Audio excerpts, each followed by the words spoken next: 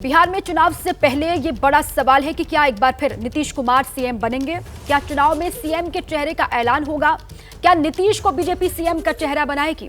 इन सवालों के बीच गृह मंत्री अमित शाह ने अखबार को दिए बयान में कहा कि सीएम कौन होगा ये वक्त बताएगा।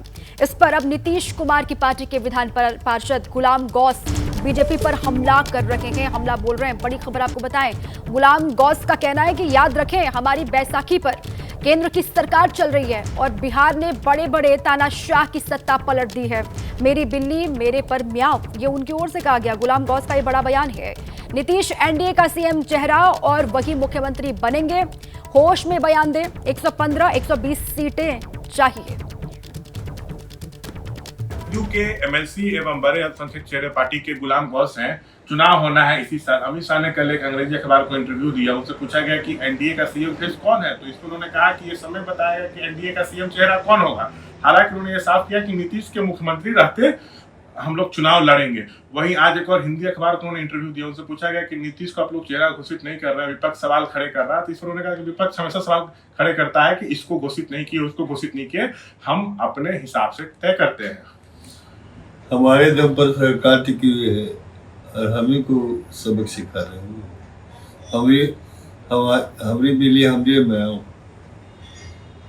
और बिहार में निश्चित रूप से नीतीश कुमार ही अगले मुख्यमंत्री होंगे और कम से कम हम लोग 115-120 के सीट से कम पर नहीं लड़ेंगे। मतलब केंद्र में आपके दम पर सरकार टिकी हुई, इस तरह का बयान नहीं देना चाहिए, आप ये कह रहे हैं? बैसाखी पर टिकी हुई सरकार नहीं है और हमारी बिल्ली हमरे म्याऊं, ये नहीं चलेगा बिहार में। बिहार ने बड़े बड़े तानाशाहों का सत्ता पलट देने का काम किया है। बिहार की धरती में वो शक्ति है कि हमेशा यहाँ से इनकलाब उठा है, इसलिए होश हवास में बयान देने का काम किया। तो आपका ये कहना है कि नीतीश ही एनडीए के सीएम चेहरा है और सरकार बनने पर वही सीएम होंगे? निश्चित रूप से, उनके अलावा कौन है? मतलब नहीं बिहार में जितना उन्होंने काम किया जनता के लिए, आम आदमी के लिए, रोड हो, सड़क हो, बिजली हो, पानी हो, पर्यावरण हो, बच्चों के। लेकिन उनके अमित शाह के बयान के कई तरह का मायने निकल रहे हैं। अमित शाह इसी तरह बोलते रहते हैं। गृह मंत्री अमित शाह के बयान के बाद आरजेडी को भी बीजेपी और जेडीयू पर हमले करने का मौका मिल गया। आरजेडी ने आरोप लगाया कि अमित शाह के बयान से स्पष्ट हो गया कि बीजेपी नीतीश को सीएम की कुर्सी से बेदखल करेगी। महाराष्ट्र में जो शिंदे के साथ हुआ वही बिहार में नीतीश कुमार के साथ होगा, यह आरजेडी की ओर से बात कही गई है। बीजेपी आदरणीय नीतीश कुमार जी को मुख्यमंत्री की कुर्सी से बेदखल करेगी, यह स्पष्ट हो गया। केंद्रीय गृह मंत्री आदरणीय अमित शाह जी बार बार इस बात को दोहरा रहे हैं कि चुनाव के बाद नीतीश कुमार जी मुख्यमंत्री नहीं होंगे, ये तो स्पष्ट है।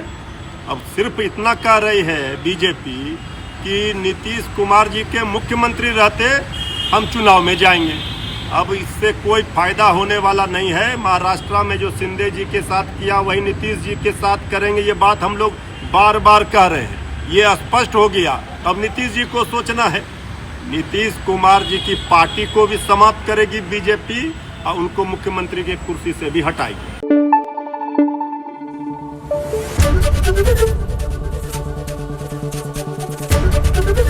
एबीपी न्यूज आपको रखे आगे।